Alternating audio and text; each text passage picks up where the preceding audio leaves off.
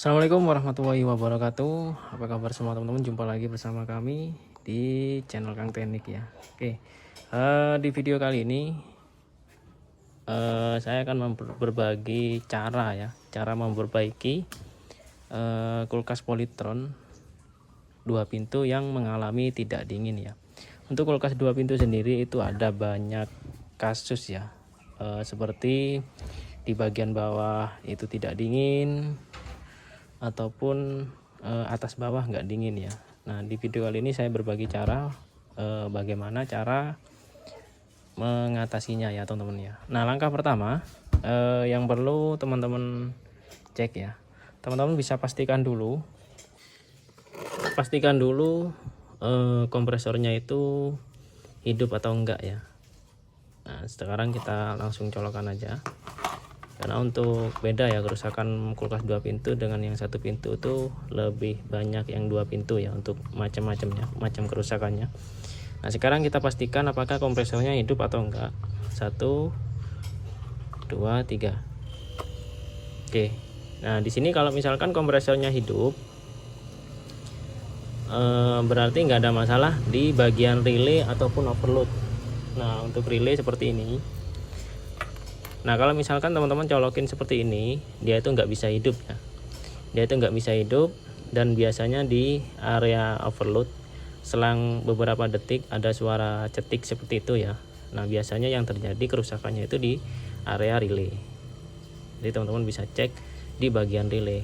Kalau tidak ada suara cetak-cetek ataupun kompresornya itu nggak panas ya, dicolokin nggak panas, teman-teman silahkan putar di area timer ini. Di sini. Ini di area timer ini itu diputar ke kiri ya. Untuk Polytron ini itu diputar ke kiri sampai kompresornya itu hidup ya. Oke, kalau misalkan kompresornya hidup berarti relay dan overload nggak ada masalah. Selanjutnya yang perlu teman-teman cek yaitu di area kondensor. Nah, ini kondensor ya. Ini kondensor udah diganti. Kalau untuk yang bawaannya itu biasanya ada di dalam bodi di sini. Nah, di sini dalam bodi sini.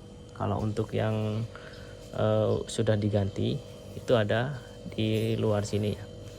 Nah, kenapa harus cek kondensor?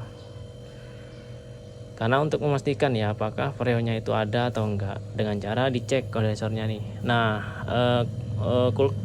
freon yang normal biasanya itu di bagian kondensor itu akan terasa panas ya, sampai ke ujung filter. Nah, ini ujung filternya.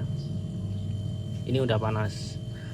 Nah, kalau misalkan di ujung filter ini udah panas, berarti tidak ada kerusakan di area freon ya. Jadi tidak ada kebocoran, tidak ada kerusakan di area freon. Nah, kemungkinan bisa jadi terjadi kerusakan di area kelistrikan. Nah, kalau misalkan udah ini kan udah freonnya udah normal ya. Misalkan freonnya udah normal, berarti kita harus cek di area kelistrikan. Oke, untuk di area kelistrikan, langkah sederhana, pastikan fan-nya itu hidup ya. Jadi fan ini hidupnya itu bareng dengan kompresor. Jadi ketika kompresor hidup, fan ini harusnya hidup dan ada hembusan. Ini ada hembusan. Selanjutnya cek di bagian pintu bawah. Nah, biasanya kalau misalkan di area bawah itu tidak dingin, biasanya hembusan fan-nya itu nggak sampai ke bawah ya, atau tertutup bunga es. Nah, kebetulan di sini untuk hembusannya sudah sampai di area bawah. Jadi seperti itu. Biasanya kalau nggak nyampe, biasanya tertutup bunga es ya teman-teman ya. Nah, kalau misalkan tertutup bunga es berarti ada salah satu komponen kelistrikan itu yang mengalami kerusakan ya. Contoh seperti defrost, heater, ataupun timer ya. Nah, seperti itu. Jadi ketiga item ini kalau misalkan mengalami kerusakan, ciri-ciri awal biasanya itu di bagian bawah itu tidak dingin ya teman-teman ya. Oke, selanjutnya kalau misalkan di bawah nggak dingin, teman-teman bisa cek di area sini ya teman-teman ya. Nah, untuk cara mengeceknya itu dicabut dulu colokannya, karena udah bisa dipastikan untuk fan-nya juga aman, udah keluar semua, baru teman-teman bisa lepas colokannya. Oke, setelah dilepas baru tutup ini dilepas ya teman-teman ya. Oke. Lumayan keras.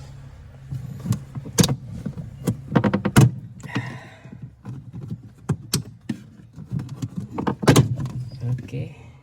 Nah, di sini udah kebuka tutupnya. Ini fan udah saya ganti ya, karena untuk yang kemarin itu mengalami kerusakan. Nah, ini dibuka. Selanjutnya di bagian ini juga dibuka.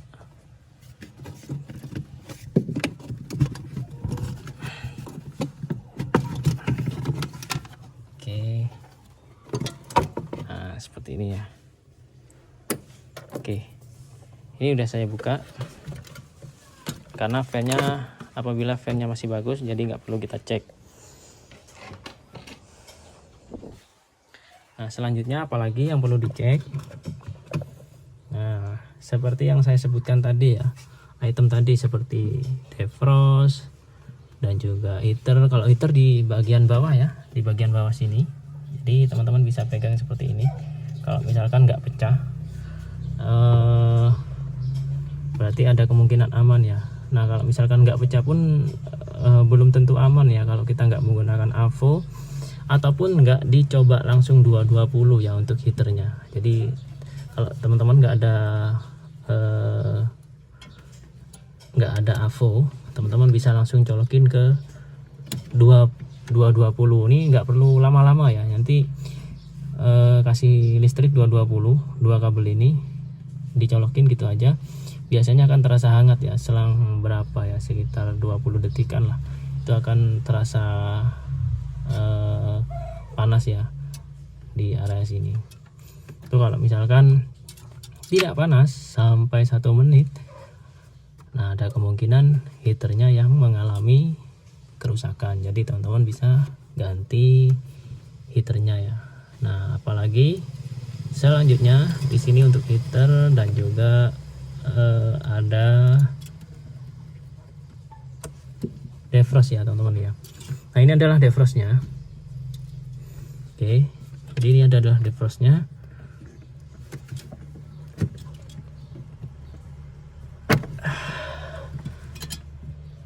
Teman-teman bisa cek di area defrostnya juga.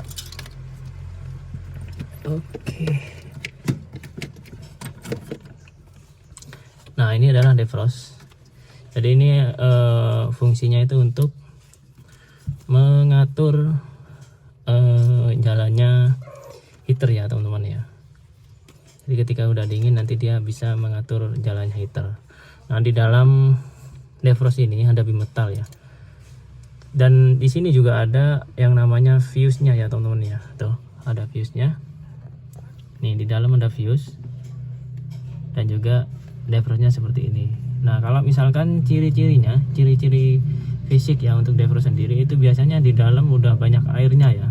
Itu pertanda bahwa defrost itu mengalami kerusakan ya untuk ciri-cirinya ya. Jadi yang untuk komponen listrikan pada kulkas 2 pintu yang paling sering mengalami kerusakan yaitu di area defrostnya ini. Nah, ini udah saya ganti baru. Untuk polytron sendiri itu udah ada paket lengkap satu set seperti ini. Jadi nggak perlu motong-motong lagi, jadi tinggal masukin aja seperti ini. Nah, jadi kalau misalkan beli nanti defrost, teman-teman bisa dapatkan sih yang langsung seperti ini ya, bukan yang bijian seperti ini. Nah, oke. Karena yang kemarin itu rusak, jadi saya ganti langsung, saya set seperti ini. Nah, untuk yang kemarin seperti ini ya. Jadi untuk bawaannya sendiri itu seperti ini. Habis itu karena defrostnya rusak, mungkin teknisi sebelumnya itu diganti dengan yang model seperti ini ya teman-teman ya. Sebenarnya sama aja, cuman kalau kita beli satu set seperti ini itu lebih simple dan lebih rapi ya teman-teman.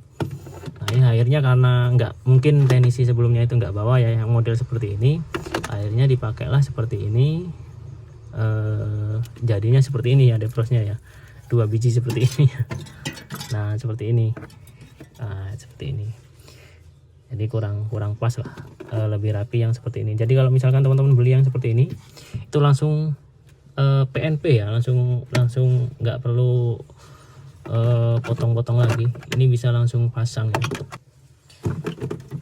Dan untuk link pembeliannya defrost model seperti ini khusus untuk Polytron ya. Nanti coba saya sepilkan di keranjang kalau teman-teman ingin membelinya. Nah untuk ciri-cirinya, nah seperti ini ya teman-teman ya. Nah untuk ciri-cirinya tuh di dalam udah banyak air, ada yang korosif juga. Nah ini adalah ciri-ciri defrost yang mengalami kerusakan ya tuh. Dan juga untuk yang satunya juga sama, di sini juga sama tuh. Ini dalamannya ada airnya juga. Nah ini saya langsung ganti saja ya. Nah untuk cara menggantinya tinggal kita pasang seperti ini, karena ini udah pas ya, nggak perlu potong-potong lagi. Jadi tinggal kita pasang soket seperti ini tuh. Oke, udah jadi.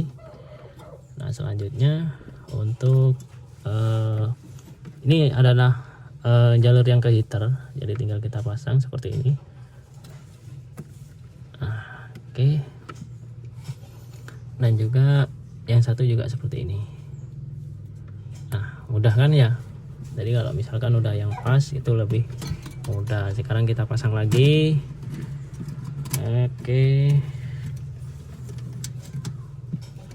Nah ini harus posisi nempel ya teman-teman ya. Untuk defrostnya harus nempel ke area evaporator supaya lebih sensitif ya untuk membacanya. Nah, oke. Jadi kurang lebihnya seperti itu. Jadi yang perlu dicek defrost, heater, dan juga fuse ya. Nah kalau misalkan dari item tersebut tidak ada yang mengalami kerusakan, teman-teman bisa cek di area timernya ya. Untuk cara ngecek timernya itu sudah saya bahas di video sebelumnya, silahkan teman-teman tonton. Oke, jadi itu saja ya teman-teman ya, video dari kami, semoga bermanfaat. Kalau misalkan teman-teman ada yang perlu ditanyakan, boleh silahkan tulis di kolom komentar. Jangan lupa dukung channel kami dengan cara tekan tombol like-nya dan juga subscribe-nya. Assalamualaikum warahmatullahi wabarakatuh.